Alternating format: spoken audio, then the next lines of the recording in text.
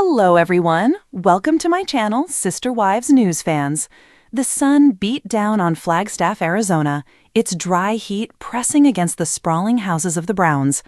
The once sprawling plural family, united under Kody Brown's rule, was now a fractured mosaic of tension, silence, and unspoken resentments. For months, whispers had swirled through online fan forums and gossip outlets. Kody Brown was courting a new wife. The rumor began as a faint spark, dismissed at first, until it grew into a wildfire blazing through tabloids and fan pages. "Kody's desperate for another chance at love," one headline screamed. "He's meeting with a woman in Utah," another teased. Meri, sitting alone in her modest rental, scrolled past these headlines with a strange calmness. Years ago, this kind of rumor would have gutted her. She had spent decades begging for scraps of attention, yearning for validation, hoping for a touch, a glance, a word that never came.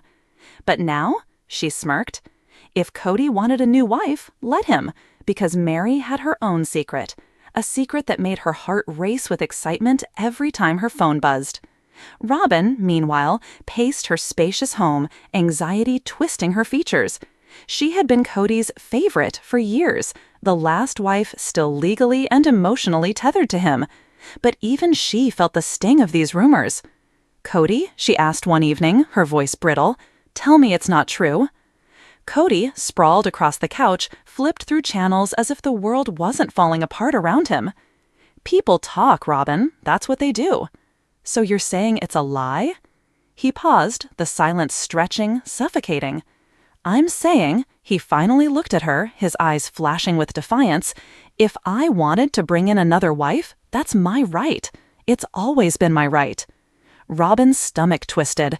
She thought she was the last. She thought she was special. Now, insecurity gnawed at her bones. Meanwhile, Christine, long free from the entanglement of Kody's orbit, sipped tea in her Utah home and laughed when her daughter relayed the latest rumor. "That man can barely handle the wives he has left," Christine said. "A new wife? Good luck to her." Janelle, though no longer in the plural marriage, wasn't laughing. She knew Kody.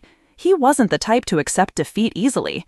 The more the world mocked him, the more he would cling to proving himself. And nothing would scream, "I'm still in control," louder than a shiny, new, younger wife. Late one evening, Meri sat in her softly lit living room, phone in hand. A message popped up on her screen. "Can't wait to see you this weekend. Counting the hours. E." Meri's lips curled into a smile. Her heart fluttered in a way it hadn't for years, not since before Kody's indifference had crushed her spirit. Ethan. He was kind, attentive, and saw her as more than just the first wife in a broken family experiment. They had met at a leadership retreat in Sedona months earlier. What began as casual conversation grew into late-night calls, inside jokes, and eventually stolen weekends together. Meri hadn't told anyone yet. Not Robyn, not Janelle, not Christine, not even her daughter Mariah. For once in her life, she wanted something to herself, something not dictated by Kody's moods or the camera's demands. The rumor mill churned harder. One blog claimed to have photos of Kody with a mystery brunette in a Flagstaff coffee shop.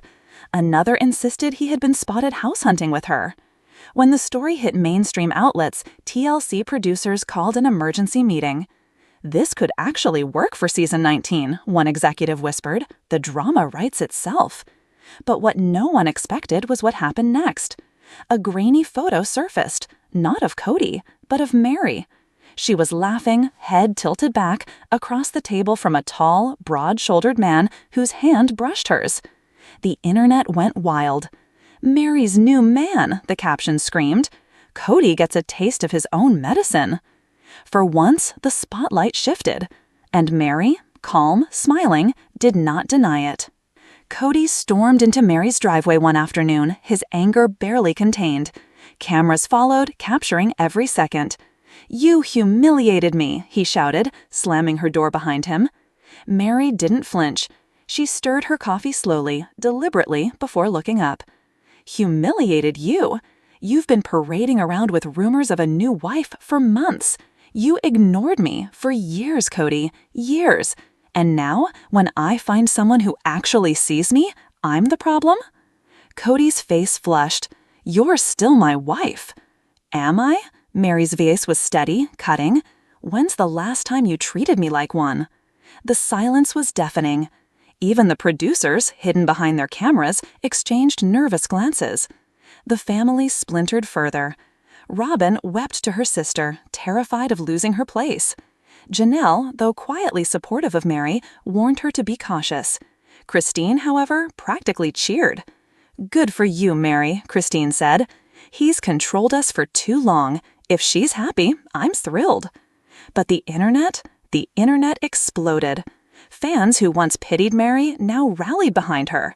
Memes of her sipping tea, smiling at headlines, flooded social media. Hashtag Team Meri began trending. And Kody? He fumed. As if fate wanted to fan the flames, a new character entered the stage, Alyssa. 32, blonde, a mother of one, a devout believer in plural marriage. Rumors swirled that she had met Kody through church friends. And soon enough, paparazzi snapped clearer photos.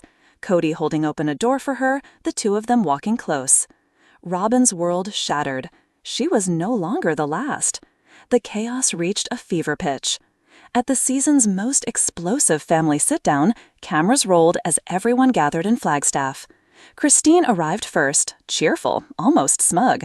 Janelle followed, reserved but firm. Robyn sat with tissues clutched in her hand, eyes red from crying. Kody paced like a lion in a cage. And then Meri walked in, glowing, confident, dressed in a way that screamed freedom. Kody started the meeting with bluster. "I brought everyone here to address these lies about me, about Meri, about this family." Meri raised a brow. "Which lies, Kody? The one where you've been courting Alyssa, or the one where I've finally found happiness without you?" Gasps echoed through the room. Robyn sobbed harder. Christine tried to hide a smile. Janelle shook her head, muttering, "Here we go." And then Meri dropped the bombshell. "I'm not here to argue. I'm here to tell you I'm in love. His name is Ethan, and for the first time in decades, I feel alive again." The declaration sent ripples through the family. Robyn accused Meri of betrayal. Kody shouted about loyalty, covenant, and faith. Christine clapped her hands and said, "Finally." Janelle quietly nodded her support. But Meri was reborn. Her laugh was brighter, her smile was genuine, her life finally belonged to her.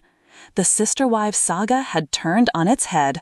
For the first time, it wasn't about Kody's choices, it was about the women's freedom. The twist that changed everything. As the season finale aired, viewers watched the dramatic sit-down, the explosive confessions, and the stunning shift in power.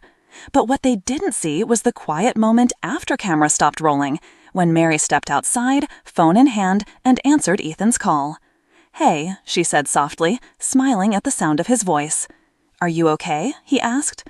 "I'm better than okay," she replied, staring at the Arizona sunset. "For the first time in forever, I'm free." And with that, the once-forgotten first wife became the woman who redefined the story.